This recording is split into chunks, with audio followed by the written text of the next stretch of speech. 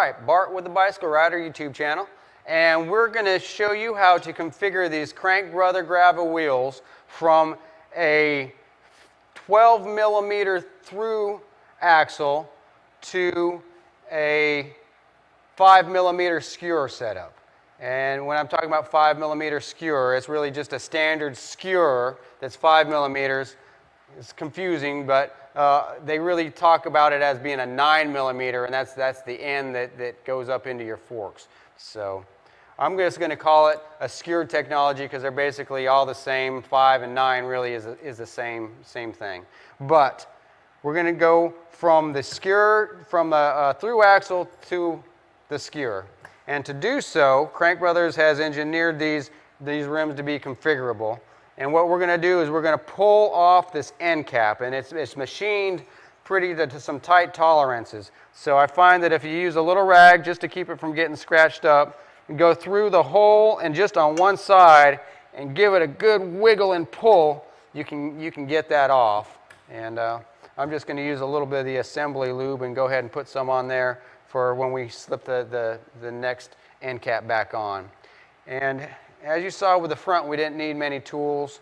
In the rear, we're going to need a couple tools, and one of them is an Allen. It's a 12 millimeter, and that will slip into the axle hole here, and a 17 millimeter box end wrench, or opened end wrench. And on the end of this end cap, you can see there's a few there's a few indentions here, and that's right where that 17 millimeter will fit into. And I'm just going to spin it loose because this end cap is actually threaded. And you'll notice that the threads are reverse threads. So when you're doing it, make sure that you do opposite what your brain is probably telling you to do. So to loosen, you tighten. And Crank Brothers, once again, has put a lot of thought into this by putting loosen and tighten right on the end cap. So if you have any confusion, look at what Crank Brothers has printed on there and follow those instructions, because it says loosen with an arrow and tighten with an arrow. So it's pretty important that you follow those instructions.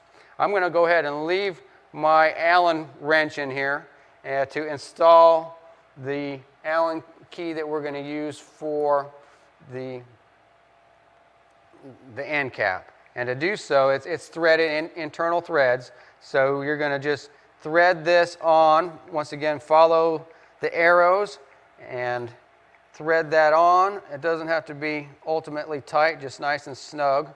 And that is a 5 millimeter Allen that you're going to need for that. Now we can put our tools down, and you will pick up your other end cap, and with a little bit of assembly lube that you've already put on there, just snug it down tight. Now this rear wheel is set up to go on a bike that accepts quick release skewers. And an example of that is this bike that Gary has here. It's a really nice Marin 4 corners. And if Crank Brothers hadn't designed this way, you wouldn't be able to upgrade the rims with such a nice rim, because most of these rims nowadays are coming out with a through axle technology. And let me touch base on that just a little bit, because there was even some confusion when I purchased my set of rims. This is the bike that I'm going to be using this year to gravel race on, and this is a Marin X10. And it came with 12 millimeter through axles, front and rear.